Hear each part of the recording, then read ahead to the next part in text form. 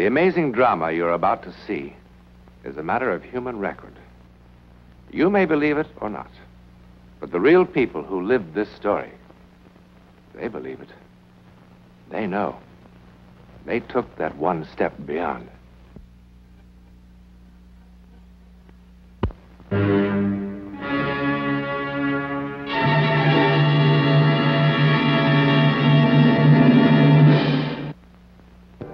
The city sleeps, unaware.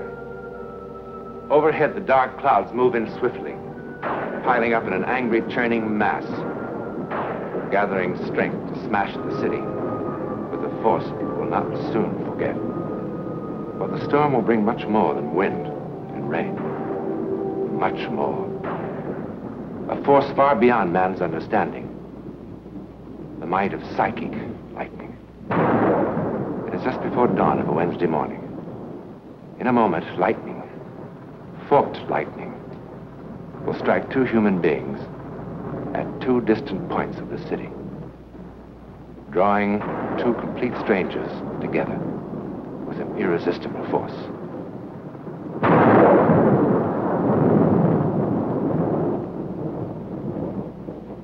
One of them lived in this house.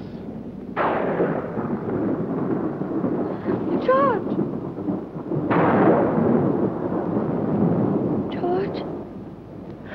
George, wake up, wake up! Oh, George, it was terrible. What? I saw you dead.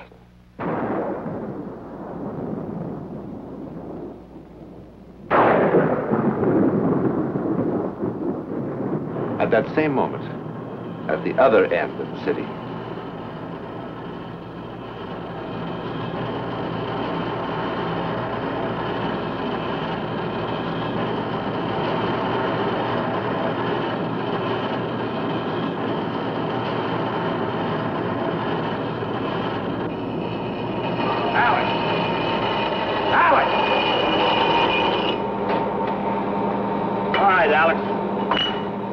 You had it. Come on.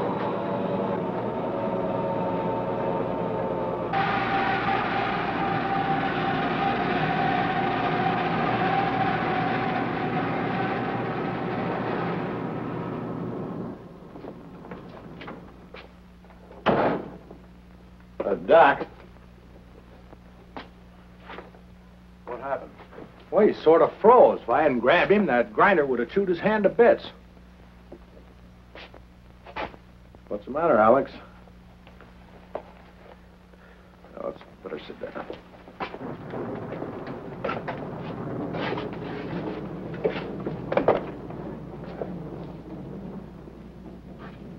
Well, let's see what's wrong with you.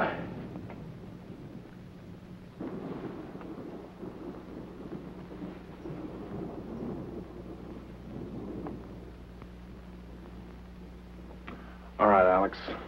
Off with your shirt.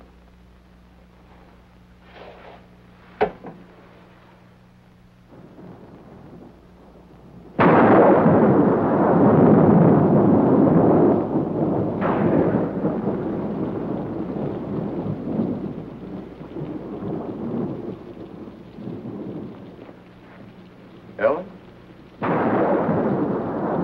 Ellen, don't you think it's time he came back to bed? Baby, I've got to get up in an hour. It wasn't a dream. It wasn't. Sure, I know. It was a premonition. Your grandmother's gypsy blood talking to you. I saw you. I saw you lying there on the floor of the bank. I did. I did. It was as real as anything that ever happened. Ellen, baby, darling, we've got to get some sleep. You don't believe me? Sure I do. But you're acting like a child. Everybody has bad dreams. It wasn't a dream. It was different.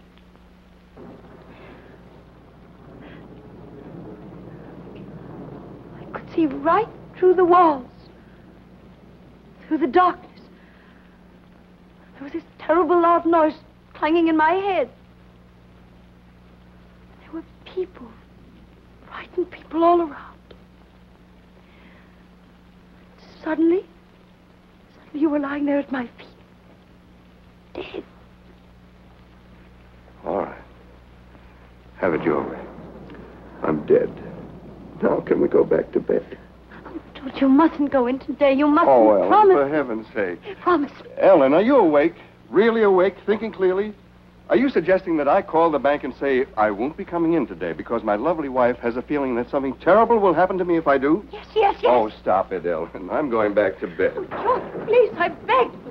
George, I'm so afraid. I'm so afraid. It's all right. It's all right now. It's all right.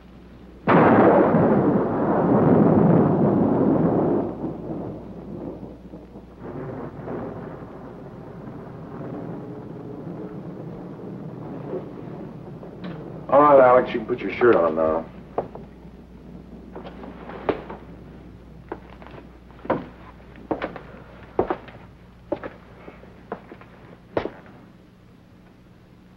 Of course, this is only a preliminary examination. But as far as I can tell, it appears that you suffered from a slight stroke. It's not necessarily serious in itself, but it is a pretty good indication of a deteriorating circulatory system. Alex?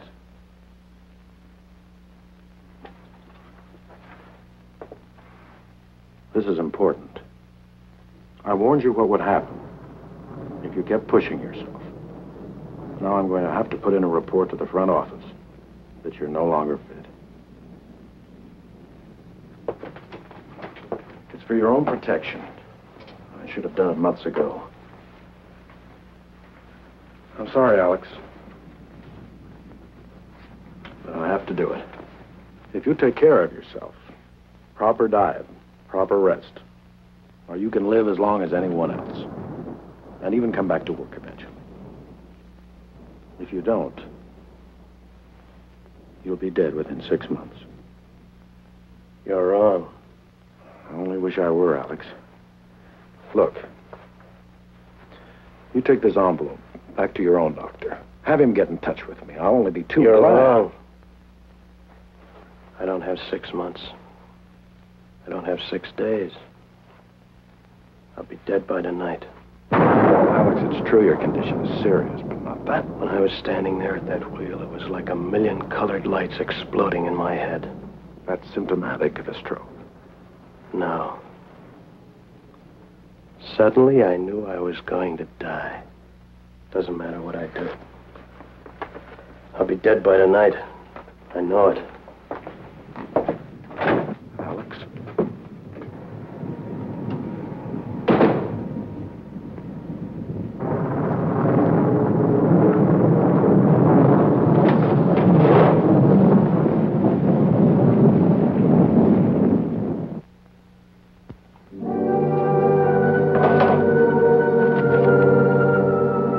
Remember this? The medical history of Alex Peters. This morning, the patient suffered his second cerebral arterial spasm with a left-sided paresis. In other words, a stroke. But was it really a stroke? Or was it a physical reaction to the sudden, unshakable knowledge that he was going to die today? Well, today is still young. And as Alex Peters wanders the morning streets in search of some plan for his last hours on this earth, across town, the second part of the double premonition is having quite a different effect. Across town, George Chambers has finally quieted his wife's hysteria. He has agreed to spend the day at home, but only to humor her. He knows there can't possibly be anything in her foolish premonition. Not possibly. I can't explain it any better than I already have. All I know is it was clearer than you are right now. All right, but you were asleep. Now, what makes you so sure it wasn't a dream? Because it wasn't. I ought to know the difference. Then what do you call it? You said the word premonition. Hello? Oh, hello, Phil. Good morning. No, he hasn't left yet. I was going to call you.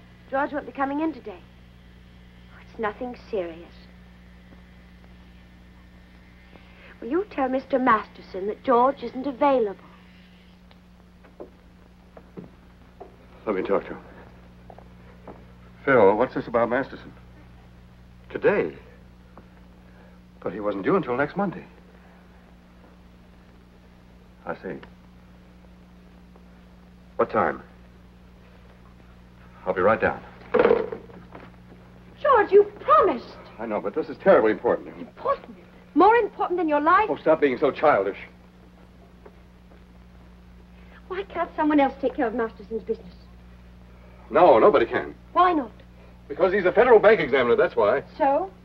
So what would he do if you really were sick? What would we do if I were suddenly in jail?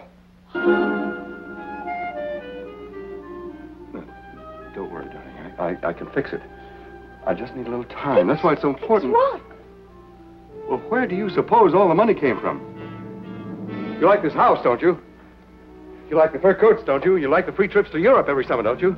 George. Don't worry. I can fix it.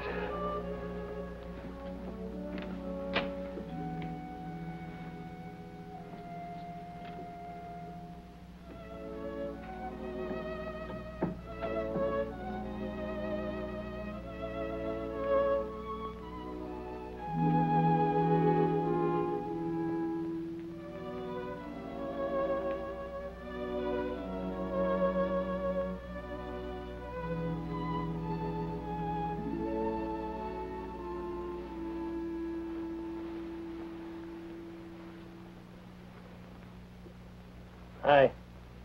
Good morning.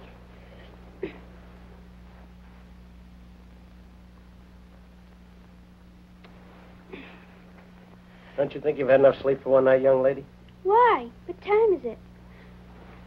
9:30? Why didn't you wake me? Well, I just got home. How come? I had some things to do.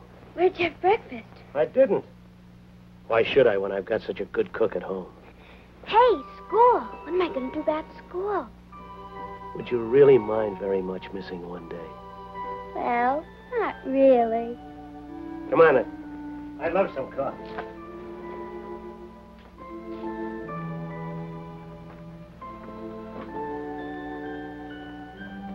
How do you want your eggs? No eggs, just coffee. How come? I'm not very hungry. But you can't live on just coffee. Don't you worry about me.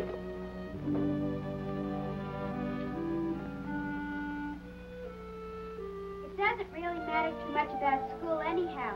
Mrs. Firth is still homesick, and we've got the substitute, who only gives us review. I won't miss anything important. That's good. Besides, I can get it from Alice if she gives us any new stuff. Uh-huh.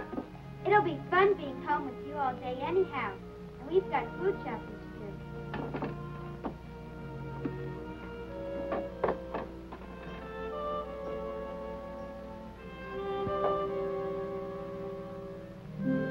It'll take me 2 minutes.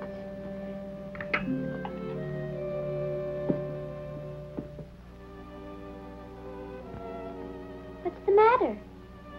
Nothing. Why are you looking at me like that?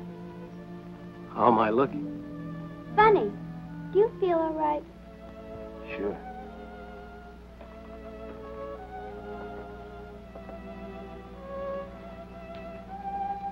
You know something? I like you. Me too.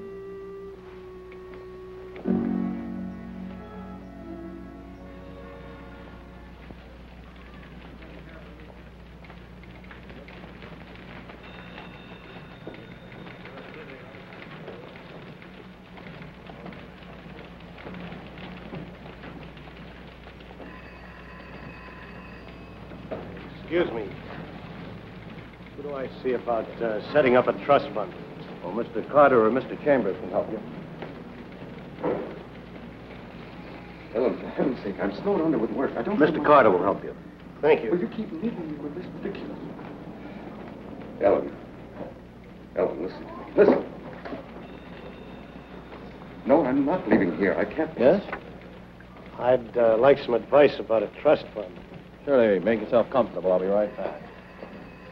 All right. I'm going to be shot. Yes, shot to death. Okay, that's fine with me. Now, will you please leave me alone? Of course I'm making fun of you. No. Of course. Mr. Peters.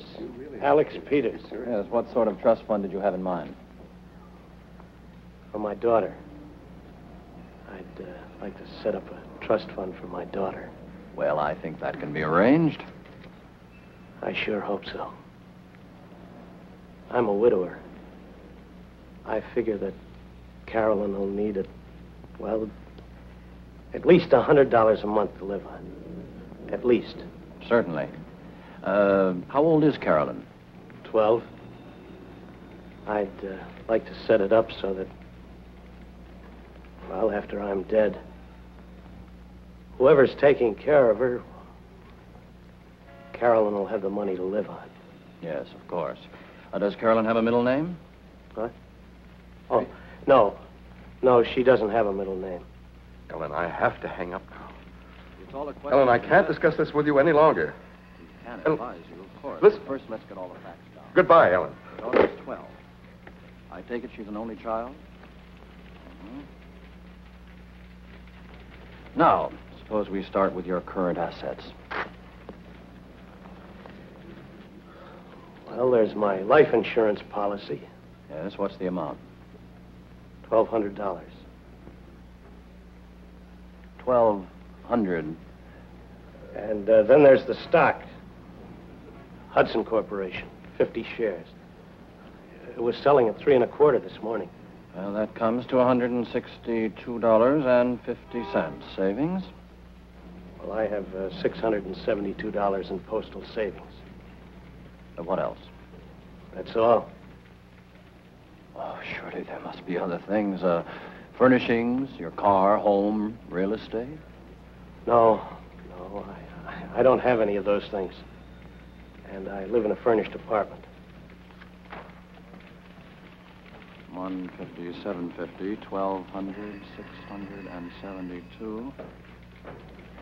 Well, as of today, your total worth is $2,034.50, counting the insurance and assuming there are no debts. At 6%, that would bring in about $120 a year. A year? Yes, sir. For an income of $100 a month, you'd need 10 times that amount. 10 times? Of course, a lot of things could happen before it becomes necessary to use such a fund. You're young, there are many productive years ahead of you. Surely your estate will grow.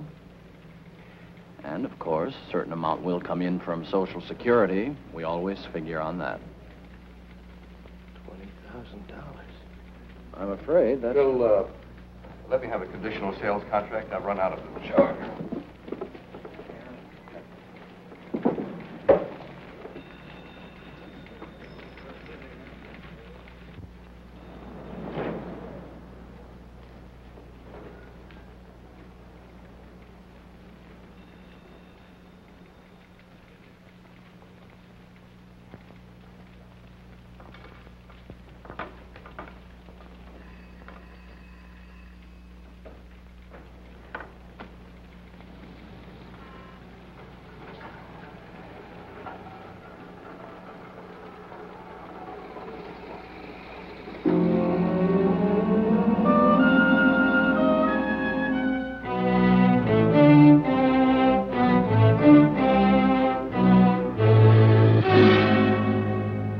$20,000? Oh, well, sure thing, Alex. No sooner said than done. Man can't have too much insurance. Sir Al, let me see here. The beneficiary would be... oh, yes, Carolyn Peters. You got a real sweet kid there, Alex, and with things the way they are with her, well, man can't be too cautious. Yes, sir, it gives a man real peace of mind to know his loved ones are adequately provided for. Not that anybody ever expects to die, of course, but we never know when the Grim Reaper is sharpening up his axe for us, do we? Well, now, let me see. The monthly premium for a man your age would be, $67.50. That's kind of steep for you, Alex. We can cut it in half for you if you like. We can always do that. You're an old friend. I don't forget old friends, Alex. I'm not that kind of a guy. You know that. Yes, sir. Well, I guess you know what you can afford, huh? The policy will go into effect the minute I hear from... hello, Hazel. This is Wilson Tuttle. How's my girl? Uh-huh. I got another customer for you. I want you to take extra good care of him. He's an old friend. How about tomorrow morning, first thing? No use letting any grass grow under our feet, huh? We're trying to set up an early appointment with the doctor for you. What for? Well, it's just a formality, of course, but when a man jumps from 1,200 to 20,000, why, we don't make the policy binding on either party until the physical examination is complete. Not that you'll have any trouble, but well, we all have to protect ourselves in the clinches, huh? Now, if the doctor has an open appointment... hello, Hazel. Oh, swell. 9:30 bright and early, that's fine. Fine. Alex? Are you sleeping? Are you sleeping? Brother John, morning bells are ringing, morning bells are ringing, ding, ding, dong, ding, ding, dong.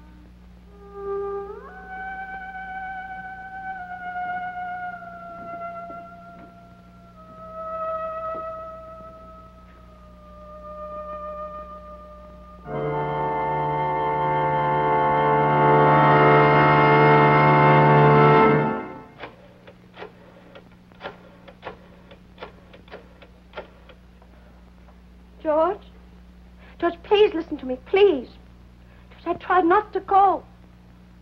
But the feeling's suddenly stronger than ever that now, right now, the terrible thing that's going to happen has started. George, unless you...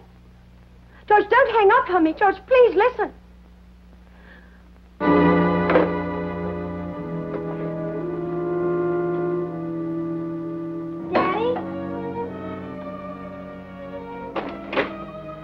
Daddy?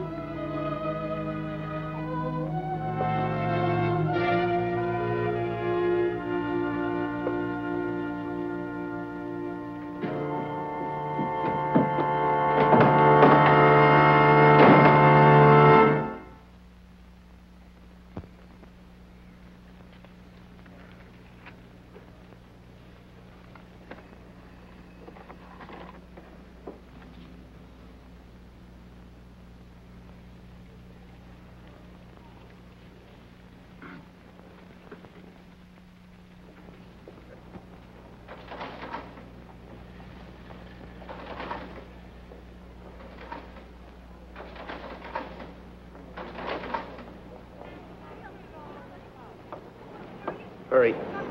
Harris, I want you to deposit this in the name of Wilson Barrington. Right away, please.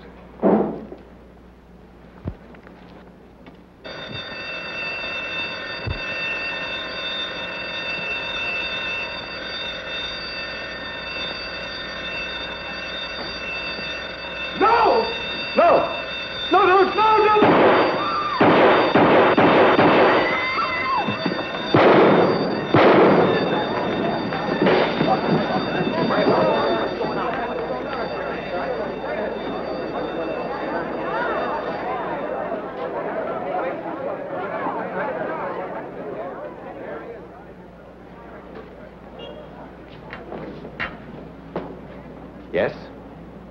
It happened. Just as you saw it. It happened. But why? Well, fate? Destiny? What other words are there? Certainly it was destiny for George Chambers and Alex Peters to cancel out each other's lives. That's not a very satisfactory answer, is it? But what other answer is there? I mean, that we know about.